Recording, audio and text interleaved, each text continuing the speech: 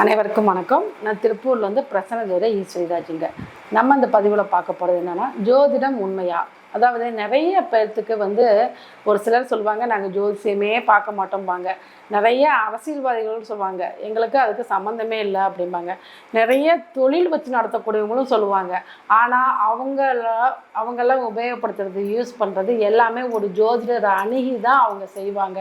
ஏன்னா பாருங்கள், ஒரு சும்மா உதாரணமாக லைன் டெஸ்ட்னு எடுத்துக்கோங்க. ஏன் லைனை உள்ளே கொண்டு வந்தாங்க?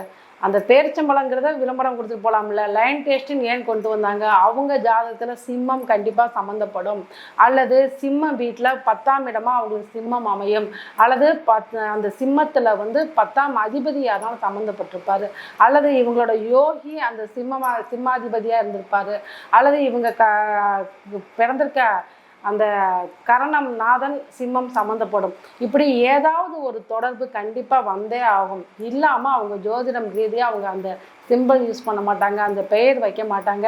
இந்த பெயர், இந்த எண்கள், இந்த சிம்பிள் எல்லாமே ஜோதிடம் சம்மந்தப்பட்டதான். ஆனால் வெளியில் சொல்லிக்குவாங்க, எங்களுக்கு ஜோதிடம்ங்கிறது நம்பிக்கை இல்லை அப்படின்னு. ஆனால் நம்பாதவங்க கூட அவங்களுக்கு ஒரு சில நேரத்தில் ஏற்படக்கூடிய பாதிப்பை, பிரச்சனையை அது பிறகு தான் அவங்க ஜோதிடரை நாடி வருவாங்க. அப்போ தான் ஜோதிடம் அப்படிங்கிறது அவங்க நம்பக்கூடிய அமைப்பை ஏற்படுத்தி கொடுக்கும்.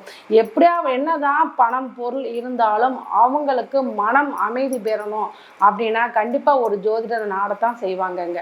அப்போ அந்த ஜோதிடரோட வழிகாட்டிப்படி தான் அவங்க ஒரு ஆலயம் சென்று வழிபாடு பண்ணுறப்ப, நம்ம ஒரு ஆலயம் அதுக்குண்டான ஆலயத்தை சொல்கிறப்ப அவங்க அங்கே போய் வழிபாடு பண்ணுறப்ப அவங்களுக்கு ஒரு மன நிறைவு அப்படிங்கிறது கிடைக்கும். அதாவது நம்ம தமிழ்நாட்டில் பார்த்திங்கன்னா ஏகப்பட்ட ஆலயங்கள் இருக்குது. அப்போது அத்தனை ஆலயங்களும் எதன் பேரில் கட்டியிருக்காங்க? இப்போ வேணால் புதுசாக ஆலயங்கள் உருவாக்கலாம். அந்த காலத்தில் உள்ள ஆலயங்கள்லாம் பாருங்கள், ஒரு ராஜாவோ இல்லை ஒரு தேவர்களோ, ஒரு ரிஷிகளோ, ஒரு முனிவர்களோ, ஒரு சித்தர்களோ எல்லாம் வழிபட்டு அவங்களுடைய பிரச்சனைகளை போக்கிக்கின்ற ஸ்தலமாக தான் அந்த ஸ்தலம் இருந்திருக்கும். அந்த ஸ்தலத்தோட வரலாறுலாம் நீங்கள் எடுத்து படித்து பாருங்களேன். கண்டிப்பாக அந்த ஆலயம் சென்று வழிபாடு செஞ்சதுனால தான் அவங்களுக்கு அந்த தோஷம் விலகுது அப்படிங்கிறாங்க. அப்போ எப்போ உள்ள ஜோதிடர்னாலும் ஒரு ஆலயத்தை குறித்து கொடுக்குறாங்க அப்படின்னா, நீங்கள் அந்த மண்ணை மிதிக்கிறப்போ கண்டிப்பாக அந்த தோஷம் உங்களுக்கு விலகும். இதனால் இவ்வளோ நாளாக நீங்கள் அனுபவிச்சுக்கிட்டு இருந்த அந்த கஷ்டங்கள் தீரும். அந்த ஆலயங்களுக்கு சென்று நீங்கள் மன அமைதியோட ஒரு 24 நிமிஷம் நீங்கள் ஒரு தீபம் ஏற்றி வச்சு நீங்கள் அந்த கடவுளை ஒரு ஆத்மாத்மா நீங்கள் வழிபாடு பண்ணுறப்ப கண்டிப்பாக உங்கள் மனசுக்குள்ளே இருந்த அனைத்து கவலைகளும் தீரும்.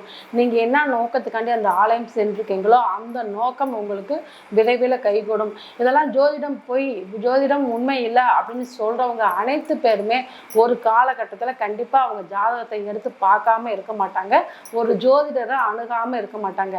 அப்போது நீங்கள் இப்போ இருந்து கூட உங்களுடைய கேள்விகளுக்கு, உங்களுடைய ஜாதகம் சம்பந்தமான கேள்விகளுக்கு நீங்கள் ஒரு ஜோதிடரை அணுகி உங்களுக்கு நடக்கக்கூடிய தசாபுத்திகள் என்ன, நீங்கள் பிறப்புல இருக்கிறப்ப உங்களுடைய ஜாதக அமைப்பு எப்படி, அதை நம்ம மாற்ற போகிறதில்ல. கண்டிப்பாக நம்ம பிறக்கிறப்ப அந்த வான்வெளியிலே கிரகங்களோட நிகழ்வுகள் வச்சு தான் நம்மளோட ஜோதிட கட்டமே உருவாயிருக்கும், ராசி கட்டமே. அப்போ அந்த கிரகங்களை நம்ம மாற்ற முடியாது. ஆனால் அந்த கிரகத்து மேலே கோச்சார கிரகங்கள், இப்போ ராகு பயிற்சி, குரு பயிற்சி, சனி பயிற்சி இப்படியெல்லாம் சொல்கிறோம் இல்லையா? அப்போ நம்ம அந்த கட்டத்தில், அந்த நம்மளோட ஜாதக கட்டத்தில் எந்த கிரகத்து மேலே எந்த கிரகம் வரப்போகுது, நம்மளுக்கு என்ன நல்ல பலன் நடக்க போகுது, என்ன நம்மளுக்கு எதில் ஜாக்கிரதையாக இருக்கணும், எதில் நம்மளுக்கு அதிர்ஷ்டம் கிடைக்க போகுது, இதெல்லாமே அவங்கவுங்க ஜாதகத்தோட கட்ட நிலைகளை வச்சு தான் நம்ம முடிவு பண்ண முடியும்.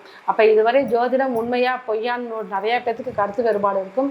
கண்டிப்பாக உங்களுடைய பேர் அமைந்ததே ஜோதிடம் ரீதியாக தான். ஏதோ ஒரு நீங்கள் பேர் செலக்ட் பண்ணியிருந்தாலும் அந்த பிரபஞ்சம் ரீதியாக உங்களுக்கு இந்த பேர் தான் அமையணும், நீங்கள் இத்தனாம் தேதி தான் பிறக்கணும், நீங்கள் இந்த தாய் தந்தைக்கு தான் பிறந்திருக்கணும், நீங்கள் இவங்களை தான் திருமணம் பண்ணணும், உங்களுடைய ஜீவனம் இதை சார்ந்து தான் இருக்கும், உங்களுக்கு இவங்க தான் குழந்தையாக பிறப்பாங்க, உங்களுடைய வாழ்க்கை இறுதி காலத்தில் உங்கள் குழந்தைகள் உங்களை கவனிச்சுக்குவாங்க, இல்லை உங்களுடைய வாழ்க்கை இறுதி காலத்தில் நீங்கள் உங்களோட பயணம் நல்ல பயணமாக இருக்கணுமா அல்லது கஷ்டப்படுவீங்களா, இதெல்லாமே உங்கள் ஜாதகம் தான் தீர்மானம் பண்ணும் அப்படிங்கிறத நிறைய பேர் பட்டு அனுபவித்த பிறகு நம்மள்கிட்ட வர்றாங்க. அப்போ நீங்கள் இப்பயே உங்களோட ஜாதகத்தை பற்றி நிறைய ஜோதிடர்கள் இருக்காங்க இன்றைக்கெல்லாம், எல்லாம் கொடுத்து நீங்கள் ஒரு நல்ல ஒரு உங்கள் ஜாதகத்தோட விளக்கங்களை நீங்கள் தெரிஞ்சுக்கோங்க. உங்கள் ஜாதக கட்டத்தில் என்ன அமைப்பு இருக்குது, அதுக்கு தக்கன நம்ம ஆலய வழிபாடு எடுத்துக்கிறது. பொதுவான வழிபாடு அப்படிங்கிறத விட உங்கள் ஜாதகம் ரீதியாக நீங்கள் என்ன ராசியில் பிறந்திருக்கீங்க, என்ன லக்னத்தில் பிறந்திருக்கீங்க, என்ன நட்சத்திரத்தில் பிறந்திருக்கீங்க, இப்போ உங்களுக்கு என்ன திசா புத்தி நடந்துக்கிட்டு இருக்குது அப்படிங்கிறத வச்சு உங்களுடைய ராசிக்கு இப்போ குரு பயிற்சி இருக்கா, ராகு பயிற்சி இருக்கா, சனி பயிற்சி இருக்கா, குரு பார்வை இருக்கா, இந்த மாதிரிலாம் உங்களுடைய ஜாதகத்தை ஆய்வு பண்ணி அதுக்கு உண்டான ஆலயங்களை சென்று நீங்கள் வழிபாடு பண்ணுறப்ப கண்டிப்பாக உங்களுக்கு மனம் அமைதி பெறும், நல்ல ஒரு எண்ணங்களை கொடுக்கும், நல்ல ஒரு தெளிவான மனநிலையை கொடுக்கும். அப்படிங்கிறது தான் உங்களுக்கு இப்போ உங்கள் ஜாதகம் சம்மந்தப்பட்ட ஏதாச்சும் உங்களுக்கு கேள்விகளுக்கு உங்களுக்கு பார்க்கணும் அப்படின்னாலும் நீங்கள் என்னோடய நம்பரை கான்டாக்ட் பண்ணலாம். என்னோடய நம்பர் வந்து 9994031853 ஸ்ரீ லலிதாம்பிகை தாயார் ஜோதிடாயுகம் திருப்பூர். நன்றி.